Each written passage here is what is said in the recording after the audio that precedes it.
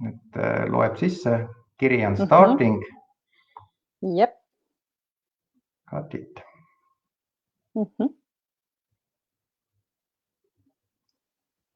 Et nüüd ilmselt mõni hetk läheb aega, kohe me oleme ühendatud otse eetrisse.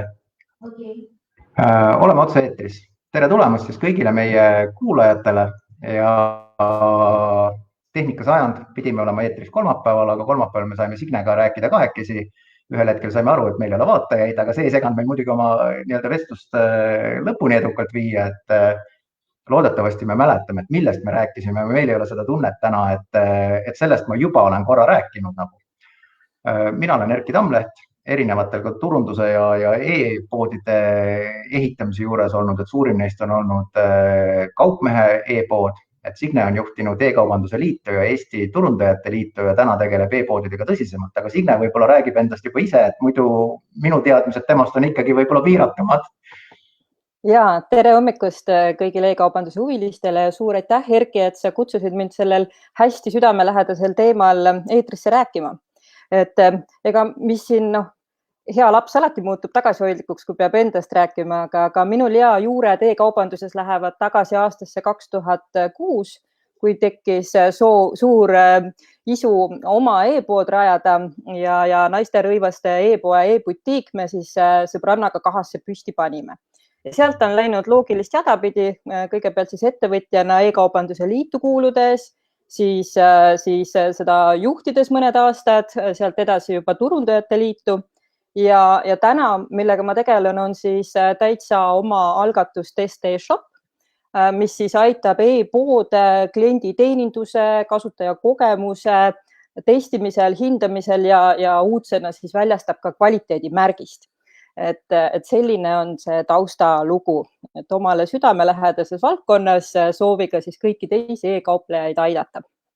Aga Signe, e-poodidega mina tean ka nagu kahte viisi, et üks on see, et teha ise, eks ole, et see sõltub natukene, ma usun, et see esimene riietekauplus oli ka selline, mida sa võib-olla tegid kas WooCommerce'i otsa või kuhu iganes, eks ole, ja tõenäoliselt päris palju olid ise näppuvidi sees. Aga ja see on nagu üks pool, et kuidas seda ise teha ja kuidas teha niimoodi, et see e-pood toimiks kasumlikult ja ka meeldiks, eks ole, vaatajatele, et see on võib-olla meie kui me jagame mõtteliselt tänase vestluse 8 osaks, et võiks olla nagu esimene osa ja osad ärid lihtsalt kasvavad nii suureks, et sul on vaja hakata tegema integratsioone majandustarkvara otsa ja kõike seda, mida võib-olla YouTube'i ja Google'i abil on päris riskantne teha, et äkki jääd oma majandustarkvarast ühel päeval ilma või seal olevatest andmetest või loetakse natuke liiga palju ette vaatajatele. Et äkki me võtamegi niimoodi, et räägime kõigepealt sellisest ise tegemisest, et mida peaks tähele panema, et mis on võib-olla tarbija vaatevinklist oluline ja kuidas seda kõike teha niimoodi, et see e-pood lõpuks kasumit ka sisse tooks ja kaupa müüks. Ja, see on väga õige küsimus, et ma pean küll tunnistama, et ma ise ei ole kunagi e-poodi teinud. Selles mõttes ka meie kõige esimene lahendus oli ühe vahva, kui ma nüüd ei eksi, siis füüsikakursuse tudengi tehtud custom made lahendus, mille pealt me siis järk-järgult hakkasime edasi kasvama, et süües kasvab isu ju, eks ole, kui me saime aru, et mingisugused protsessid võtavad käsitsi tehes liiga kaua aega, siis me muudkaga liikusime platvormi pidi edasi ja jõudsime siis lõpuks välja Magentoni. Et sellepärast ma ei saaks ütelda, et kui sa tahad olla hea e-kaupleja, siis ole nagu, ma ei tea, pagar, et kõigepealt alusta saia küpsetamisest ja siis saad pagari töökoda juhtida, et kindlasti mitte. Tuleks jääda ikkagi oma liistude juurde, ei pea arendamist ära õppima, küll aga võiks lähtuda siis mõningatest asjadest, mis selle kasutaja kogemuse klienditeeninduse puhul tõesti oluline on ja see kehtib nii siis ma ei tea, teenusepõhisel platvormil, eks ole, et ei pea ju arendama, võidki võtta, meil on Vogue, meil on Shopify, meil on ShopRoller, meil on erinevaid lahendusi, kus sa saad päevaga võib-olla poe püsti panna. Et ka seal võiks nendest samadest asjadest lähtuda versus siis sa lähedki ja ostad siis endale, või ei osta, aga lased arendada suure poe, võtad asja suurelt ette. Et mis võib-olla need väikesed komistuskivid, mis mul on e-poodide puhul silma jäänud. Kuna ma alustasin 2006, siis tegutses paarsada e-poodi. Täna me räägime hinnanguliselt äriregistri andmetel on põhitegevusalal ja lisategevusalal siis MTAK 47911 on kuskil 5200 e-poodi, paneme sinna veel juurde need, kes ei ole siis ennast kusagil kirja pannud selle MTAG koodiga, eks ole, aga tegelikult kauplevad internetis väga edukalt.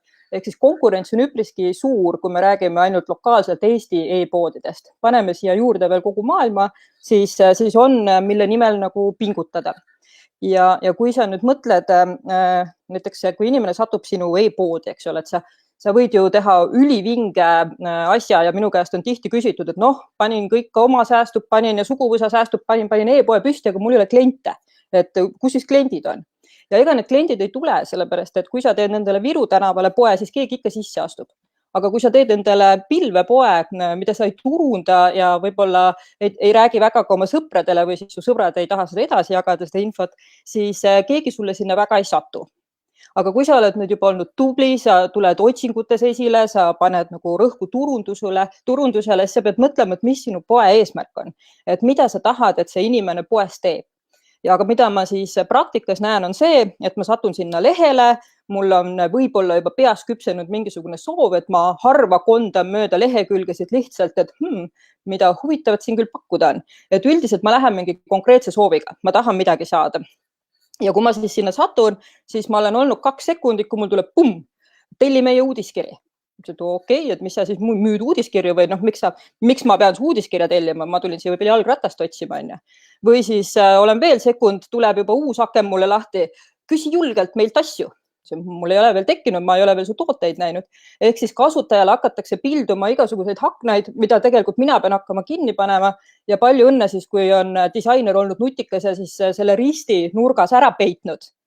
Et äkki ta siis võtab meie kampaaniast osa, äkki me siis saame ikkagi e-posti aadressi kätte, et kavaldame üle. Aga tegelikult see ei paista kaval välja, sest et allvel kuskil on mul see, et nõustu meie küpsise poliitika ja kõigega, et tee see teekond lihtsaks ja puhtaks, ära pillu sinna ette asju. Ja kui ma nüüd siis olen nendest sellest 7 peaga lohest mööda saanud, jõuan siis otsingu aknesse, kus ma võib-olla tahan seda jalgratast hakata otsima, mis juhtub on see, et see otsing ei vii mind väga edasi. Et alles siin paar päeva tagasi oli praktiline juhtum, kus me tahtsime klassijuhatajale, otsisime kingituseks siis vahvat ajalooraamatut, ma kolasin läbi siis erinevad meie raamatupoed ja kui üks e-pood suutis mulle anda väga täpse vaste, siis teine e-pood arvas, et mul seda raamatut ei ole, aga äkki sa tahad kõikide nende 7 leheküljel paikneva nagu ülejäänute 100 raamatutega tutvuda. Mis juhtub on see, et ma tegelikult ei tulnud otsima, et kui ma ei tea, otsin näiteks Hargla raamatut, siis mind ei huvita kõik ülejäänud raamatud, mis hakkavad hashtag'ga pihta. Et tuleks ikkagi vaadata, et see otsing oleks intelligentne. Ta võib andestada mu kirjavead, aga kui ta hakkab täitsa teisest ooperist asju pakkuma, siis ta tegelikult ei vii mind edasi, et siis meil tuligi ost teha sellest raamatupoest, mis pakkus täpse otsingu, et see võib saada siis nagu nii-öelda komistuskiviks. Et need on asjad, mida võiksid nagu e-poe ehitamisel silmas pidada ja muidugi see ka, et kui ma juba seal lehel olen, siis lehe esimeses kolmandikus võiks ikkagi väga selgelt välja tulla see väärtuspakkumine, et miks ma peaksin just siit ostma. Et mida ma praktikas näen, võib olla see näiteks, et meie e-poes kehtib 14-päevane tagastusõigus. Et see on seadusest tulenev kohustus, see ei ole sinu e-poe unikaalne väärtuspakkumine, et see kõlab umbes samamoodi, kui ma lähen, ma ei tea, füüsilisse poodi ja siis seal müüja hüppab kõrval, ütleb, et aga siit poest saad sa vahetusraha tagasi, et me anname. Et see ei ole nagu mitte midagi unikaalset, see on kõikides e-poodides niimoodi nii Eestis kui Euroopas. Jah, kui sa tegutsed Hiinas, siis seal on sul tõepoolest, sul on 30 päeva ainult pretensiooni esitamise õigus, et sa mingisugust tagastust ei saagi nagu kõne alla tulla. Aga Eestis ei ole väärtuspakkumine, et see võiks olla siis juhul, kui sa ütled, et ma ei tea, meil on näiteks 30 päeva tagastuse õigus või pikendame lausa aasta peale, eks ole. Et see oleks okei. Et mõtle välja, mis on need tegurid, mida sa pakud, mis ei ole puhtalt seadusest tulenevad, aga mis on siis tõesti kliendile olulised ja too nad välja siis lehepäises. Ma olen nimetanud neid präänikuteks, et ma saaksin nagu kohe aru. Kui ma registreerin kliendiks, mis siis saab, eks ole, sest et niisama ütelda täna, et registreeri kliendiks, sest siis sul on hirmus lihtne meie juures oma tellimust vormistada, ei ole ka enam teemaks. See võis olla 2010, kus võib-olla pakiautomaadid olid vähem levinud. Aga täna ma ikkagi eeldan, et kui ma teen tellimuse, siis ma panen sinna eesnimi, perenimi, meiliaadress, sest et mul on vaja ju tellimuse kinnitust saada, et seda kahjuks peab küsima, eks ole. Või siis, mitte või, aga siis ka nagu telefoninumber, et need võiksid olla minimaalsed andmed, kui ma tellin pakiautomaati. Tegelikult ju see koht täpselt see, kus on ka kõige parem võib-olla küsida neid uudiskirjade ja kõige muuga liitumist ja pakkuda sinna juurde, eks ole, see präänik, et noh, et kui sa nagu tuled meie kliendiks, et noh, see hõlmab seda, et me aeg-ajalt võtame sinuga ühendust ja anname sulle parimaid pakkumisi. Aga noh, näiteks ka, et esimene tarne pakiautomaat for free, eks, et sina usaldad meid, annad meile oma andmed, et meie teeme sulle vastu siis, eks ole, et meile see kontakt maksab sulle ühe pakiautomaadi tarne. Et edaspidi, kui sa oled klient, eks ole, et siis ja siis ta tundub nagu loomulik, eks ole, et ta ei ole nagu selline esimene asi, et hei, et tšau, et mis su nimi on, et anna mulle oma pass, et ma teen sellest koopia. Noh, natukene see emotsioon, et kui esimese asjana laetab kohe vastu, eks ole, see uudiskirja küsimine. Et võib-olla checkout on see koht, kus neid asju nagu on loomulikum ja lihtsam küsida, kus inimene on nagu valmis ka juba, sest ta tegelikult on ju sellel hetkel kauba valinud, ta juba loovutab sulle raha, eks ole. Aga nüüd tal on valik, eks ole, et kas ta maksab pakiautomaadi eest või ei maksa, et kui ma annan oma e-maili, siis ma saan sellest jamast lahti on ju seal kulurea peal. Et ja sinna on seda linnukest ja niikuinii sa oled juba oma e-maili kirjutanud ka, et see on nagu ühe linnukese panemine või äravõtmine maksab sulle selgelt mingisugune raha. Et ma ei tea, mis sa sellest arvad või ei arva, et miks ma seda nagu ajan, et Mostarikool tegeleb just nimelt ka selle turunduse poole õpetamisega, eks ole, et kui sina tegeled selle e-poega hästi sügavuti, et siis Most õpetab internetiturundust ja sotsiaalmeedia turundust, et see on see pool, et kus ma need kliendid saan, eks ole, et siin on nagu võib-olla natukene sümbioosi ja pisut õpetab nende e-poodide kodulehtede tegemist ka. Aga kuidas su tunne on, et millal oleks õige aeg siis küsida oma kliendi andmeid, sest tegelikult ju tahaks neid ka koguda ja tahaks ju klientidele aeg-ajalt saata ka pakkumisi, eks ole, et neid järgmisi komme, et meil on see, teine ja kolmas jälle. Absoluutselt, ma täiesti nagu nõustun mõttekäiguga selles osas, et see uudiskirja andmebaasi täitmine ja e-posti aadressi küsimine on iseenesest täiesti okei asi, kuna ta ju tavaliselt paiknebki kuskil all jaluses on ja siis sa pead ikkagi olema täitsa siuke entusiast, et sinna jõuda üldse. Aga kui sa teed seda juba esimesel 3 sekundil, et äkki sa lähed ära, et see on nagu siuke ukselingi tehnika, et nagu võta vähemalt, anname oma need andmed ära, eks ole, et seda ma päris ei soovita. Nüüd, mis puudutab seal kassalehel uudiskirja linnukese täitmist, et seal jah, et jumala eest ei aetaks segamini seda, et kui ma täidan müügilepingu jaoks oma andmed, panen oma e-posti aadressi, oma telefoninumbri, et siis nende kasutamiseks ettevõttel voli ei ole, et hakata nagu superhäid turustuspakkumisi saatma. Et selle jaoks on ikkagi see linnukene äärmiselt oluline. Mina soovitan ka sinna selle ikkagi panna, vähemalt oma klientidele olen seda teinud. See ei tohi olla kindlasti eeltäidetud, ehk siis peab olema selgesõnaliselt enda poolt antud nõusolek, eks ju. Ja mis nüüd puudutab seda, et kus siis veel küsida, siis iseenesest lehe all või siis kui inimene hakkabki ristis seda nii-öelda lehekülge kinni panema, väga okei on ütelda, et on juba lahkud, et aga väikene võib-olla vorsti vastu vahetus, eks ole, et jäta oma aadress. Et mida ma heaks pean on see, et kui ma satun kuhugile lehele täitsa esimest korda, siis me ju uuringute põhjal teame, et mis takistab internetist ostmist, on ikkagi see, et ma ei saa asju füüsiliselt näha, proovida, katsuda, nuusutada, et mul on ikkagi pisikene barjäär ees, on ju.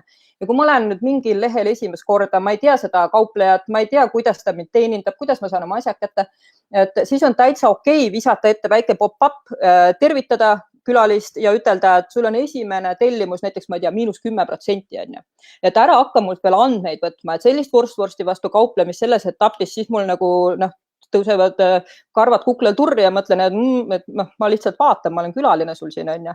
Aga kui ta pakub mulle kohe nii-öelda meelituseks väikese protsendi lihtsalt e-poega tuttavaks saamiseks ja hea, kui see on ka tähtajaline, et see ei jää nagu augustini, vaid see võib-olla ongi 3 päeva, et mõtle ruttu või võib-olla, ma ei tea, tund aega, eks ju. Et siis see iseenesest on täiesti okei. Ja mida ma olen nüüd praktikas näinud teenusepakkujate puhul, et tehaksegi nii-öelda nõuanne on selline, et anna väärtuslikku sisu, eks ole, kirjuta e-raamat, mingid juhised, mida iganes ja siis sa justkui saad selle e-posti aadressi inimeselt kätte. Aga tihti unustatakse ära see nagu täiendav tekst, et me hakkame seda nagu e-posti aadressi nüüd räigelt nagu sõnumite saatmiseks kasutama. Et mõeldakse, et kui mina andsin sulle e-raamatu, sina andsid mulle e-posti aadressi, siis me oleme justkui diili ära teinud, aga tegelikult see ei ole nii. Tegelikult inimene andis aadressi ikkagi konkreetselt selle nii-öelda konkreetse toote saamiseks. Et seal peaks siis väga selgesõnaliselt välja tooma, et ma olen sulle midagi kasulikku kirjutanud, sa tahad seda lugeda, aga ma tahan nüüd sinu aadressi saada, eks ole. Et tasub olla aus, mitte nagu manipulatiivne selle koha peal. ja ega siis ma arvan, et täitsa on olemas ka selliseid kohti, kus inimesed ise väga rõõmsalt tahavadki oma andmeid jagada ja neid uudiseid saada, et võib-olla mõned atraktiivsed pakkumised või tõesti nagu väärtuslik sisu, et pigem kasvatada seda ikkagi siis läbi selle, et inimene päriselt sellest kõigest nagu midagi saab. Kuidas ma ütlen, et kuulates sinu juttu, eks ole, püüdes oma peas ka niisugust nimekirja teha, et mis need sellised head nõuanded on. Otsing täpseks, eks ole, et otsing annaks selle, mida tegelikult otsisid ja mitte kõiki, ma ei tea, sõnaosa ja kõige muu peale, eks ole, et mis sealt välja võib tulla 3 lehekülge veel sarnaseid tooteid, on ju, et need tegelikult sarnased tooted ei pruugi seda müüki edendada. Öelda ausalt, miks sa tahad saada inimese kontakte, panna kohe, eks ole, algusesse mingisugune pakkumine, et hoida seda inimest, et alati esimene ost on see kõige keerulisem kätte saada ja korduvostud on need, mida on kergem saada ja korduvostude pärast me ju tegelikult küsime seda emaili, eks ole, et saada omale klient ja teda aeg-ajalt nagu tuletada meelde, et meil on siin veel häid kaupu, on ju. Et kui tal on üks positiivne kogemus, siis ta tuleb tagasi, aga mis veel võib-olla on sellised nagu lisaks, et mida peaks tähele panema või kuhu panema auru, et see e-pood nagu päriselt ühelt poolt oleks klientidele selline, et ta tuleb tagasi sellepärast, et see meeldib talle, et seal on need kaubad, mida tal on vaja ja kogu see protsess on, eks ole, selline lihtne ja mõnus. Ja tegelikult ju kui kliendile meeldib, siis ongi e-pood juba kasumlik, eks, et siis hakkab ju kaup liikuma ja raha ka, on ju. Et kas seal on veel mingisuguseid samme või asju, et mida peaks nagu tähele panema, et see protsess kuidagi oleks nagu valutu ja mõnus ja Just, sa ütlesid väga õige asja, et kordusostud ongi tegelikult need, millele mina ka siis oma klientide puhul siis kogu tegevuse tegelikult optimeerin, sest et minna ja leida kogu aeg uusi kliente ei peaks olema nagu strateegia, vaid vastupidi, et kasvatada selle olemasoleva kliendibaasiga nagu hea suhe, luua neile väärtust ja siis anda neile võimalust nagu rohkem osta läbi võib-olla siis parema teeninduse või mis iganes see unikaalne väärtuspakkumine on. Ma saan aru muidugi, kui sa müüdki näiteks palkmaju, siis väga lihtne on nagu kutsuda kordusostusid muudkui tegema, kuskil on nagu piir, on ju. Aga kui on ikkagi selline võib-olla rohkem käibel olev toode, mida inimene võiks vajada, siis mida ma jälle olen näinud ise suure e-ostajana on see, et ma teen oma ostu ära, mind on lehele saadud, eks ole, ma olen oma ostu ära teinud, aga mis juhtub on see, et tuleb vaikus. Kedagi nagu rohkem ei huvita, et mis kogemuse ma sain, kas see oli nagu äge, kas ma tahaks kuskile edasi soovitada, et ma mõistan, et kui ma ei ole jätnud nõusolekut, et mulle hakata nagu kõiki neid väärtuslikke turundussõnumeid saatma, siis vähim, mida e-pood saab teha, on ikkagi see, et küsi mu käest, et kuidas mulle meeldis, mida ma arvasin sellest. See ei pea olema nagu selline kvantitatiivne uuring 10 lehekülge, on ju. Piisab sellest, kui mul tulebki lihtsalt kiri, et nägime, et saite paki kätte ja küsime, et kuidas meeldis? Ja, ma ei tea, 10-pallisüsteemis, mis iganes, niisugune nagu 1-2 klikki, kõik. Sellepärast, et isegi kui keegi saab tohutult hea kogemuse, ma arvan, et eestlane väga ei lähe nagu käsi püsti, ütleb, et siit sain, eks ole, et ta pigem nagu on nagu yes, aga ongi kõik. Ja samas see võiks ikkagi jõuda e-kauplejani ja kuidas ta kõige paremini jõuaks, on see, et e-kaupleja ise tuleb, küsib seda. Et kui ta jätab selle liigutuse tegemata, siis ta tegelikult jätab mind juba ripakile. Et siis ta peab hakkama jälle nagu turundusraha panema selle alla, et mind uuesti sinna lehele tagasi saada, kuigi ma juba olen baasis, ma olen juba kogemuse saanud, võib-olla väga ägeda, on ju. Et seal annab nutikalt siduda ja ennast kinnistada küll. Ja mis minu meelest on natukene võib-olla alahinnatud, ma ei tea, ütle ise, Erki, sul on ju sünnipäev ja üldiselt kõigil meil on sünnipäevad, on ju, et minul ka hiljuti oli. Ma sain sünnipäevaga seoses pakkumise äkki ainult 2, võib-olla 3 ettevõttelt ja ma väga rõõmsalt kasutasin neid kõiki. Ehk siis see, nagu muidugi me räägime, et minimaalsete andmete küsimise põhimõte on ju, aga kui sul on nagu selge eesmärk ja sa annad mingi nagu konkreetse väärtuse inimesele, siis ma usun, et ju ta on nõus ikkagi need andmeid jagama ja ma arvan, et seda konkurentsieelist praegu vähesed või nagu seda võimalust vähesed kasutavad ja samas ma usun, et selle nii-öelda konversioonimäär on päris hea, kui sa selle pakkumise saadad, siis üldiselt ta ilmselt nagu tehingusse ka läheb, on ju. Et ja näed, ongi juba inimene ostab kord aastas, eks ole, vähemalt kui muidu ei osta, et mingid selliseid nippe annab kasutada, aga järelteenindus on kindlasti asi, mis on võib-olla selline avastamata veel e-poodides. No eks, kuidas ma ütlen, et siit kindlasti saab ju päris palju nippe juba üles korjata, et kogu see järelteenindus, et millal küsida andmeid, eks ole, et kuidas hoida inimest lehel, et see esimene samm, eks ole. kes on võib-olla natukene viitsinud Excelit endale ehitada või kasutada, see saab ka aru, et mis hetkel on mõistlik raha ära anda ja millal on seda, eks ole, mõistlik koguda ja kogu see kliendi elutsükkel, eks ole, et kui see e-pood on natukene kauem olnud kui värskelt ehitatud, eks. Et siis oskab ju sealt ka öelda, et näiteks keskmine eluiga on mingisugune 3 aastat või 5 aastat ja keskmine ost on selline, neid tehakse nagu mingisuguse perioodi peale ja vaadata ka, et mis sul on, eks ole, see kaubakate seal poes ja selle pealt siis arvutada, et mis sa selle esimese ostu pealt alla saad anda. Et jällegi ma pean ütlema, et seda kõike on võimalik õppida Mostis, on ju, ja tegelikult saab need tabelid ka kaasa, et kuhu numbreid sisse panna, et igaühel on omad numbrid ja sealt tuleb see päris kenasti välja. Aga ma vaatan kella ja... Mina õpetan ka seda. Aga ma vaatan kella ja mõtlen nagu selle peale, et me pidime siin teise suure teema veel võtma, et kuidas nagu arendusülesannet koostada või kuidas suhelda arendajaga niimoodi, et see e-pood saaks ka päriselt valmis mingisuguse kindla kokkulepitud raha ja ajamahu sees. Et mitte juhtuks see, et üks küsib ja teine pakub, aga et kumbki nagu ei täpsusta ja juba aeg on juba 3 korda lõhki ja raha ka, eks ole, ja seda lõppu veel ei paista ja emotsioon muudkui kerib, eks ole. Et mis sa võib-olla selle poole pealt nagu nõu annaks või kuidas teha või et kus julgem olla või kus võib-olla tagasi tõmmata või kus nagu sõna anda hoopis arendajale või küsida tema käest midagi tagasisidet, et ega siis iga arendaja tahab ju tööd saada ja proovib ikkagi pakkumise ära teha. Et selle pealt, mis siis küsitud on, aga et mida siis küsima peaks või? Ja ma läbi eetri praegu kuulasin, kuidas paljud e-poodnikud ohkasid, et see on tõesti see nagu teema, kus mul on mitmel juhul õnnestunud olla vahekohtunikuks siis arendaja ja tellija vahel. Ja mulle tundub, et see hakkab nagu täitsa juure tasandil pihta, et ma olen ise ka saanud väga palju selliseid küsimusi, et palju maksab e-pood? See on väga hea küsimus, et palju maksab maja? Et eks ole, et ei ole võimalik niisugune asi, et ei ole olemas sellist asja nagu palju maksab e-pood ja minu meelest, mis on komistuskiviks, ongi see, et kui nüüd tellijal tekib idee, siin võib olla nagu mitu juhtu, et kas ta on siis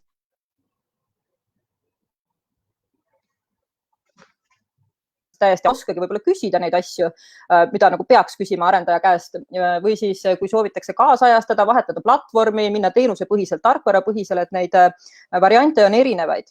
Aga siin tuleb ikkagi nagu väga-väga tugev töö tellijal või e-kauplejal endal ära teha. Ehk siis kõigepealt ärinõuete analüüs. Kui mina olen klientidele teinud, siis ma harva olen pääsenud lühema kui 25-30 lehekülge analüüsiga, et see tuleb nagu ikkagi väga detailne ja see saab siis olema hinnapakkumise aluseks. Sinna on siis e-kauplejal ära kaardistatud kõik, alustades kasutuses olevast valuutast, eks ole, visioon, missioon, eesmärgid, kliendid, kõik nagu kogu põhimõtteliselt äriplaan, mille sa paned ikkagi väga konkreetselt kirja, sa tood sinna juurde näiteid, kui sul endal ei ole veel poodi olemas, siis sa otsid, et milline sa tahaksid, et see oleks, mis on need funktsionaalsused, kuidas on su kliendid registreerimisega, külalisostud, ärikliendid, erakliendid, see kõik tuleb nagu detailidesse ära kirjeldada.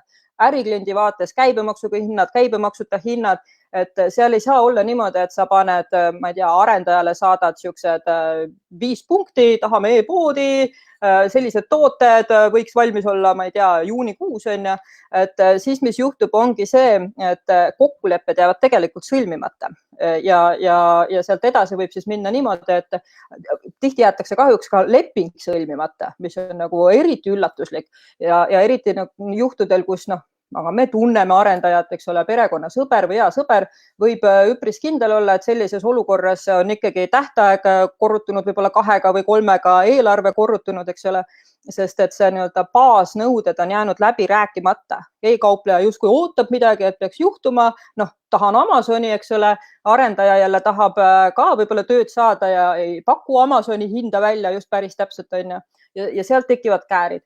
Ehk siis esimene asi on ikkagi see, et väga detailselt kirja panna, ei maksa karta seda dokumendi pikkust. Muidugi ma olen täiesti veendunud, et paljudes arendusettevõtetes tehakse seda ise, aga arendusettevõttes projektijuht ei pea hakkama ärikonsultandiks või nagu läbi nägema siis kogu selle tellija äriprofiili. Et nii nagu selle sama maja puhul, mis ma näiteks tõin, et sa lähed ju ka ehitusfirmasse ikkagi mingi projektiga. Sa ei lähe istu maha ehitusfirmasse, et ma tahan maja, eks 2 korrust ja ülejäänud vaata ise, tee mulle projekt, et mis ma võisin tahta. Et see on ikkagi tellija enda nagu huvides. Aga kui palju näiteks kui palju näiteks arendusfirmades on sellist mingit briifimisvormi või noh, ega kõik ei pruugi ka väga hästi seda e-poe analüüsi osata kirjutada, eks ole, et mida nagu sellel hetkel teha, et kas arendajale öeldud täitsa avatud kaartidega, et ma tahaks e-poodi, aga teeme nüüd natukene koostööd, eks ole, et anna mulle mingi põhi ette, et ma täidan selle ära. Või see on midagi nii spetsiifilist, mida arendaja jälle nagu ei taha teha, et see on tema jaoks lisatöö, mis ta ei ole ju hinnapakkumist veel teinud, ta ei teagi, kas ta seda tööd saab, on ju. Et ei taha tasuta või mis nagu sellel hetkel õige on, et ega noh, sa oled neid asju näinud ilmselt kümneid ja oskad selle koha pealt nagu kõige paremini suunda anda või niisugust parimat käitumisjuhist. Ja eks väga palju olenebki arendusettevõtte suurusest ja kindlasti on võimalik sinna sellised read saada, et ärinõuete analüüsi koostamine, projekti juhtimine, kõik need asjad, aga need ikkagi väljenduvad tegelikult hinnas ja siinkohal siis noh, ma olen näinud, et halvim, mis saab juhtuda, on see, et sa oled kas arendusettevõtte jaoks liiga suur või liiga väike klient, on ju. Et sa pead olema seal nagu täpselt nagu nii-öelda vahepeal kuidagi moodi, et arendusettevõtte on ju väga palju, kui me räägime circa 6000 e-poest ja umbes 1000 tuleb neid aastas juurde, noh, natukene läheb ära ka, siis tegelikult see tööpõld on tohutult lai ja need nii-öelda meil on vabakutselisi, meil on igas formaadis ja versioonis arendajad, kes võivad sulle appi tõtata, kui sa kuskilt nagu abi küsid, siis see on ikkagi tellija kaitseks ja tellija jaoks tähtis. Mul on väga konkreetsed ärinõuded, detailini ära kirjeldatud, mida ma sealt saada tahan. Kui ma ei oska neid ise kirja panna, siis ma otsin spetsialisti, kes mind aitaks ja ma teen nagu ikkagi väga konkreetset lepingu, kuhu lähevad siis ka sanktsioonid, mis juhtub siis, kui mina hakkan järsku rohkem asju tahtma, mis läheb siis, kui arendajal läheb nagu graafik lõhki ja ta ei saa hakkama. Et sellised asjad tuleks ikkagi mõlema poole kaitseks kirja panna. Kas sellel hetkel, kuidas ma ütlen, et tahaks e-poodi teha ja saad selgelt aru, et ise seda teha ei taha või ei oska või on ta nii suur, et väikest veel teeks, aga suurt ei taha nagu hakata tegema. Et kas on nagu sul mõni hea nõuanne, et kelle poole pöörduda abi saamiseks, et kes oskaks seda võib-olla äripoolt natukene analüüsida ja selle poolega võib-olla, et nagu selle arenduseni üldse jõuda? Kas ma just mainisin, et ma ise tegelen sellega? Ai, sa oled seda varjanud nii hästi. Ja absoluutselt, et ja selline, selliseks nii-öelda toote omanikuks ja e-kaupleja esindajaks suhtluses arendajaga nagu väga rõõmsalt olen, et neid ärianalüüse ma koostan ja kirjeldan, aitan läbi mõelda ja kuna mul on e-poodide ehitamise kogemus erinevatel platvormidele, siis ma võib-olla saan olla ka abiks seal, et mida üldse validest, et valik on ju lai, eks ole, et iga üks ju hääletab ainult nii-öelda selle poolt, mida ta ise parasjagu ehitab. Aga selles osas ma saan abiks olla, jah. Väga lahe. Aga kuidas ma ütlen, et peale arendusülesande on seal veel midagi, et me oleme nüüd arendusülesandest umbes 10 minutit rääkinud ja et kuidas seda koostada ja mis on seal tähele panna, aga mis seal nagu veel võiks olla midagi sellist, et ülesanne on tehtud, hinnapakkumine on kätte saadud, roheline tuli on antud, võib-olla mingi esimene sissemaks või ettemaks on ka tehtud, et kas sealt edasi on ka veel midagi sellist, mida nagu peaks tähele panema või et kus on nagu võimalik komistada veel, et ikkagi nagu protsess liiguks libedalt ja mõlemal osapoolel oleks näod naerul ja kõik tähtajad ja rahasummad ja kõik peaks. Ja no minu metoodika on ikkagi selline, et väga nii-öelda lühikese intervalliga kohtumised, mis kõik on protokollitud. Siis ei saa lihtsalt juhtuda sellist asja, et mul läks meelest maha või ei ole jõudnud teha. Et protokolli tuleb siis kindlasti panna mõlema poole nii-öelda tegevusalad, vastutus, tähtajad ja sellest tuleb kinni pidada, sest et kui sa teed näiteks iganädalaselt sellised nii-öelda töökoosolekuid, siis ei saa juhtuda lihtsalt, et sa ju näed kohe ära, kust hakkab nagu rappa minema, et see peaks siis mõlemale poolele peegeldama, et võib-olla üks ei tegele piisavalt testimisega, võib-olla üks ei tegele arendamisega, mis iganes seal on, et selline väga tihe aktiivne suhtlus ja kõikide kokkulepete kirjalikult vormistamine, et see siis peaks nagu päästma päeva, jah. Kas sul on ka, kuidas ma ütlen, vaata nüüd hakkab ka koorma välja siukene nagu mingisugused head nõuanded, eks ole, et tee korralik ülesanne, tee regulaarsed koosolekud, igal koosolekul ilmselt ühel lepitakse kokku, mida tehakse nädala jooksul ja teisel koosolekul siis kasutatakse osaaega selleks, et vaadata, kuidas lubatu on ellu viidud ja lepitakse järgmise nädala Scrumiks ja kuidas iganes neid nimetatakse, eks ole, et siuke nagu väike spurt jälle, et nädalane. Et kas see tähendab, et ühes nagu faasis tuleks ka leppida, kui me nagu kuidas ma ütlen, et nagu on hüppame nende nädala kaupa, et kas me nagu peaks päris alguses tegema ka sellise nagu teekonna, eks ole, et kaardistame ära nende hüpete pikkuse, et olla kindel, et selle mingisuguse kuu või 2 või 3 või kaua iganes läheb selle arendusega. et iga hüpe oleks nagu optimaalne, et meil ei tekiks ikkagi seda olukorda, et noh, me oleme kogu aeg sides, me kogu aeg lepime kokku ja noh, ikkagi aeg on üle läinud, aga nagu noh, mõlemad osapooled tunnevad, et natuke pahasti on, aga täpselt ei tea ka, mis valesti läks. Ja no see töömetoodika nagu peaks olema ka ikkagi lepingus kokku lepitud, et sa ju paned sinna tähtaja, sa paned sinna ka siis need sammud, kuidas sa sinna tähtajani jõuad, et mis siis saama hakkab, on ju, kas sa nagu lähedki sprintidena või kuidas sa selle valinud oled. Et need jah, peaksid olema ikkagi päris algetapis, kes on su projektmeeskond, kes üleüldiselt mille eest vastutab, kes kus on nagu kaasatud, et see peaks olema kõik samamoodi ikkagi kirjalikult kokku lepitud, et ei tuleks nagu kummalegi osapoolele üllatusena, et iga nädal koosolekud ma mõtlesin, et sa ikkagi 3 kuu pärast annad lihtsalt üle, et see ei saa olla niimoodi. No selles mõttes, et kindlasti siin paljud, kes kuulavad, on ka potentsiaalsed tellijad, et oskavad paremaid nõudeid. Aga on sul veel midagi sellist lisada, et noh, kui ma vaatan kella, siis meie lubatud pool tundi umbes on, eks ole, täis, et ma selles ei kahtlegi, et me suudaksime rääkida ka 3 tundi sinuga täis ilma erilise pingutuseta. Aga pidades teiste inimeste ajast lugu ja sellest niisugusest tähelepanu keskusest, eks ole, et on sul midagi sellist nagu veel lõppu head nõu anda või mida sa tahaks lisada või öelda, et mida ma ei ole taibanud võib-olla küsida? Ja no mis ma ikka ütlen, e-kaubandus massidesse, eks ole. Ja siis igal juhul tuleks ikkagi lähtuda sellest, et paku oma klientidele parimat, et paku seda, mis sa ise tahaksid nagu teises e-poes saada. Et ära tee järeleandmisi ja kui sa oled välja hõiganud mingeid veksleid, on see siis tähtaja osas, on see mille iganes osas, siis alati pea kinni, et ma olen näinud väga selliseid optimistlikke lähenemisi, kus on tähtaeg pandud näiteks 3 tööpäeva ja siis tegelikult 5. tööpäeval sa juba küsid, et no kus mu pakk on ja siis tuleb välja, et noh, tarnija vedas alt 1,2 on ja, et hea praktika on ikkagi see, et e-kaubandus põhineb ju usaldusväärsusel. Inimene peab väga palju usaldama seda siis konkreetselt e-poodi, et sealt oma tellimus teha, et õigustagem siis seda usaldusväärsust ja neid ootusi ja pigem siis pakume seda nii-öelda ootuseid ületavat teenindust, kui vastupidi, et jääb levima selline seisukoht, et e-poest sealt ei saa ju midagi, sealt sa ostad põrsas kotis, eks ole, et e-kauplejate käes on need hoovad, et seda muuta. No see on natukene, kuidas ma ütlen, et see on nagu see komme, eks ole, hotellipadja peal, et nii kaua, kui ta seal on olemas, et nii kaua on kõik korras, aga kui ühes hotellis ei ole, et siis on nagu tunne, et noh, nalja teete või, et te päriselt ka seda 3 senti ei suutnud padja peale panna või? Noh, jah. Aga väga lahe, et kes tahab õppida internetis turundama, tuleb Mosti ja kes tunneb, et tal on vaja natukene abi, kuidas su ettevõtte nimi iganes oli? Test e-shop ja meil on siis klienditeenindus, kasutajakogemus, e-poodide arendamine, aga mitte siis tehnilise poole pealt, vaid just siis selle arendusülesande koostamisel. Et ja mina olen sulle väga tänulik, et mina sain näiteks ka täna targemaks, et mulle tundus, et mõni asi on juba selge, aga iga kord, kui ma kellegiga räägin, on võimalus ennast natukene harida.